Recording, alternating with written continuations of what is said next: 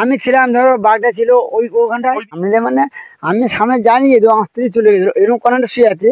আর এতটা দূরত্ব এখান থেকে দেখো। আমি হামলা করতে পারতো বা ও সরে চলে যেত যারা দেখতে পেত না ওই জন্য হামলা না করে আমি ছাড়া না করে ফিরে এসেছি কন্যাটা শুয়ে আছে আর আমরা এখন বাজারে যাবো গেছি দেখি না এই কন্যাটা শুয়ে আছে ছিল। আর আমি এখানটা ছিলাম এখান থেকে দেখতে পেয়েছি। মানে 15-20 হাত দূর দিয়ে। হ্যাঁ ফোনে করার দূর থেকে দেখি না ও বাজার কর্নারে শুয়ে আছে। ও মাথা উঁচু করে দেখছে ছিল মানে আর এখানে আসছে কি এই তো জঙ্গল এই সাজানো পারে এইটাই ছিল এই তো ঘিরে দিল ওরা জাল ঘিরে ছিল এখানটায় আমার হাতে থাকতে হয় আমাদের তো কখন না এই না কখনো কোনো পার হয়ে আসে।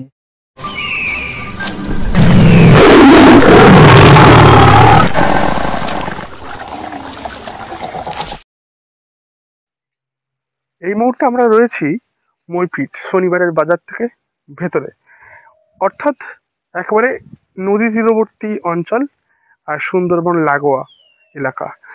এখান থেকেই কিছুদিন আগেই ঠিক এই ব্যক্তি, গ্রামের মানুষ যিনি কিনা চাষের জমিতে যাচ্ছিলেন, সেই সময় বাঘের পায়ের ছাপ দেখতে পেলেন এবং তারপরে সতর্ক হয় বন দপ্তর এবং তারপরে এলাকাবাসীরা জানতে পারে। কি হয়েছিল ঘটনাটা জেনে নেবো। তবে সেদিনে কি হয়েছিল? ঘটনা বলতে বাঘ প্রথমে তেড়ে চলে এসে এখানে ছিল এখানে জাল ঘেরা হয়েছিল রাত্রে বিকেলে জাল ঘেরে রাত্রে ছিল ভোরের দিকে পার হয়ে গিয়ে এরা বুঝতে পারে বাইরে চলে গেছে যে ওই জায়গার কন্যাটা এরকম কন্যাটা শুয়ে আছে আর আমরা এখন বাজারে যাবো গেছি দেখি না ওই কন্যাটা শুয়ে আছে গিয়ে বাবু মাথা উঁচু করে দেখতে যায়। আমি আবার এসে এরা ছিল এদের খবর দিতে এরা এসে আবার গিয়ে দাঁড়াদাঁড়ি করে ধরে। একেবারে সামনে দিয়ে বেরিয়ে গেছেন? হ্যাঁ সামনে মানে আমি সামনে জানি যে আমার স্ত্রী চলে গেছিল এরকম কন্যাটা শুয়ে আছে। আর এতটা কতটা দূরত্ব দূরত্ব এখান থেকে দেখেন একটু? মানে আমি ছিলাম ধরো বাড়িটা ছিল ওই ওখানটায় ওই দিকটা দেখেন একটু। মানে মানে এই ওই ওপারে ছিল আর আমি এখানটা ছিলাম এখান থেকে দেখতে পেয়েছি। মানে 15-20 হাত দূর দিয়ে। হ্যাঁ ফোনে করার দূর থেকে দেখি না ও বাজার কর্নারে শুয়ে আছে। ও মাথা উঁচু করে দেখছে আমি গিয়ে সাড়া না করে চলে এসেছি এসে এদেরকে আবার ডেকে নিয়ে আছে এরা আবার দাঁড়াদাঁড়ি করে ধরে। আপনাকে আক্রমণ করেনি তখন? না না এখন আবার দেখতে পাই না আমাকে উনি অন্যদিকে মুখ করেছিল শুয়েছিল যে তার মাথা মুছে অন্যদিকে মুখ করে মাথা করে দেখছে আমি আবার গিয়ে গিয়ে দেখতে ফোনে করে উঠে তো দেখা পেয়েছি গাছের আড়ালে ছিল। আপনি যেই মুহূর্তে দেখতে পেলেন আতঙ্কিত হয়ে পড়েননি? ভয় লাগেনি খুব? হ্যাঁ ভয় লেগে পিছে চলেই যে আমি তো যাইনি। অনেকে তো ওই সময় চিৎকার করে ফেলে, জ্ঞান না, হারিয়ে যায়।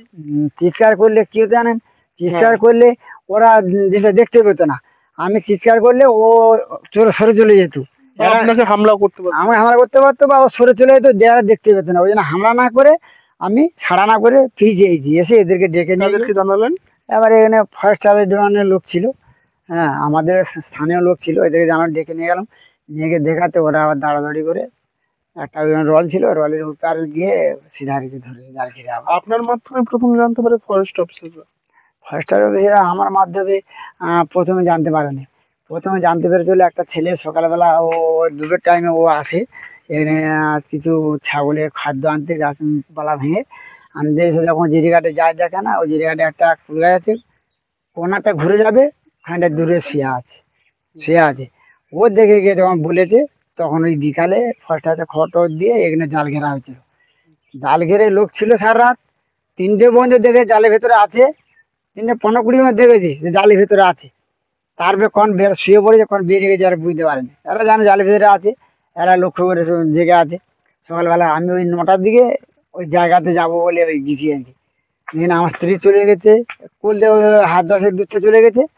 আর আমি ওই হাত 15-20 থেকে সবে গেছি হাত 15-20 বাদায় লাগতে বাকি আছে দেখি না ও ঢালে শুয়ে আছে তো বাদায় আর ভেড়ি উঁচু আছে ও মুন্ডু উঁচু করে দেখছি যত অন্যদিকে মুখ করে আছে ও আমাকে দেখা পায়নি আমি ওই দেখা পেয়ে আমি সরে গেছি কিছু না চিৎকার সাড়া না করে সরে এসে ওদেরকে আমি ডেকে নিয়েছি। ফরেস্টার ডিপার্টমেন্টের লোক ছিল।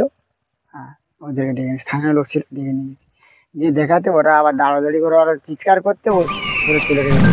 দাঁড়াদাঁড়ি করে সারাদিন ধরে তারপর দিন আবার রাত্রে ধরেছে জাল খেতে ধরে নিয়ে গেছে। খুব তো ভয়ের আতঙ্কের মধ্যে। ভয়ের আতঙ্ক মানে প্রচুর আতঙ্ক এই এই যে গাং ধারে এমনি এত বেলায় আসতে দেয় ভয় লাগে আমাদের আসতে পারি না তাই খুব ভয় করে আসতে হয় কেন জঙ্গল আছে তো কখনো কখনো পার হয়েছে। এখানেও চলে আসতে পারে। হ্যাঁ আমরা দেখুন যায় তো আমরা হ্যাঁ এখানে চলে এখানে এই তো এখানে ছিল মানে আর এখানে আসছে কি এই তো জঙ্গল এই সাজানোর পারে এইটাই ছিল এই তো ঘিরে দিল ওরা জাল ঘিরে ছিল এখানটায় জাল ঘিরে ছিল। মানে এই শ্মশান ধারেই পর্যন্ত চলে এসেছিল। হ্যাঁ এই শ্মশানেই জঙ্গলে ছিল এইটাই ছিল থাকতে ওরা জাল ঘিরে খবর দিতে জাল ঘিরে ওরা এখনো কখন এসে ওত পেতে বসে আছে কেউ জানতে পারছে না? না জঙ্গলে যে কেউ কখনো আমরা তো সবসময় আসি না কখন পার হয়েছে আমরাও তা বুঝতে পারি না। শক্ত মাটিতে সবসময় পায়ের দাগ বোঝা হ্যাঁ, যাবে না। বোঝা যায় তো একদম গদ হলে তবে বোঝা যায়। শক্ত মাটিতে এলে বোঝা যায় না তো। একটু শোন মাটি এলে তুমি বুঝতে পারবে না তো। এই হচ্ছে ঘটনা। কান হাতে নিয়ে থাকতে হয়। হ্যাঁ, তার হাতে থাকতে হয় আমাদের তো। কখন না এই নিয়ে কখনো কোনো পার হয়ে আসে, মাঝে মাঝে পার হয়ে চলে আসে কিন্তু এধারে।